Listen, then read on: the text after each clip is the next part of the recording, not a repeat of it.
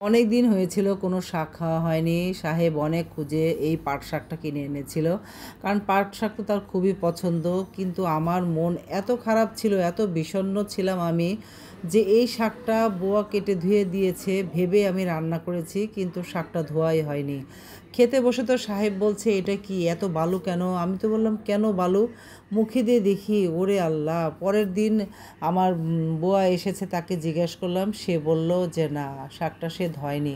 অথচ আসলে মানে তাকে রাখা হয়েছে, কুটাবাছা সব করবে এবং ধুয়ে ধুয়ে পরিষ্কার করে দিবে আর কি। সেও ধয়নি, আমিও জিজ্ঞেস করিনি, এভাবেই রান্না করেছি। দেখেন, মানুষের মন যদি ভালো না থাকে, আসলে যে কোনো একটা জিনিস নিয়ে যদি আমরা ভাবি, চিন্তা করি, ওই যে বিষয়টা বললাম গতকালকের, ওই যে বিষয়টা যেটা শেয়ার করেছিলাম, যে ওই যে গেলাম, ওখানে যেয়ে তো আমার মন খুবই খারাপ ছিল। মানে পুরো একটা সপ্তাহ এত মন খারাপ ছিল, আমি কি করছি জানি না।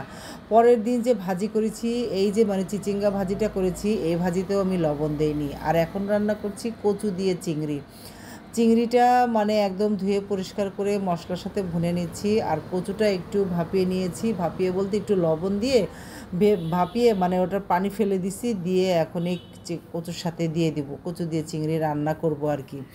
আর ওই যে বললাম, এত মন খারাপ ছিল যে ওই বিষয়টা নিয়ে, যে বলার মতো না। এর জন্য কোনো কিছুতেই আমার মন বসছিল না, রান্না বান্না হোক, যে কোনো কথাতে, যে কোনো জিনিসে।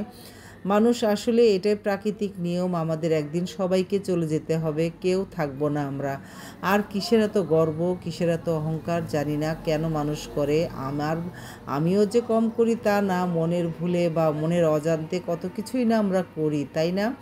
অথচ এই দুদিনের এই দুনিয়ায় আমরা কে কয়দিন আছি কেউ বলতে পারি না। আর এই যে রান্না কিন্তু আমার শেষ। ওই যে চিচিঙ্গা ভাজি করেছি, ওটাতে কিন্তু আমি লবণ দেইনি। ভিডিও তো পরে আমি কথা মানে ভয়েস দিচ্ছি, কিন্তু যখন খেয়েছি তখন কিন্তু লবণ ছিল না।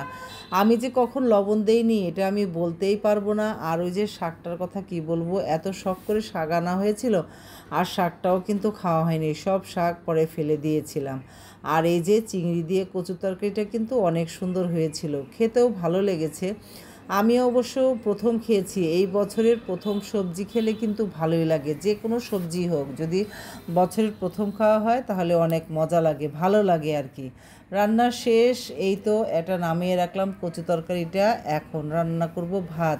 ভাতটা বসিয়ে দিলাম, দিয়েই এখানে জাম ভর্তা করে নিয়েছি। সাহেব অনেকগুলো জাম এনেছিল, প্রতিদিন অল্প অল্প করে করি, আমরা দুজনেই খাই। ছেলের জন্য রাখি, কিন্তু ও খায় না, পরে দেখা যায় যে ফেলে দেওয়া হয় আর খাওয়া হয় না। এর জন্য আজকে আর রাখিনি ওর জন্য, আমরাই খেয়ে ফেলেছিলাম ওই জাম ভর্তা।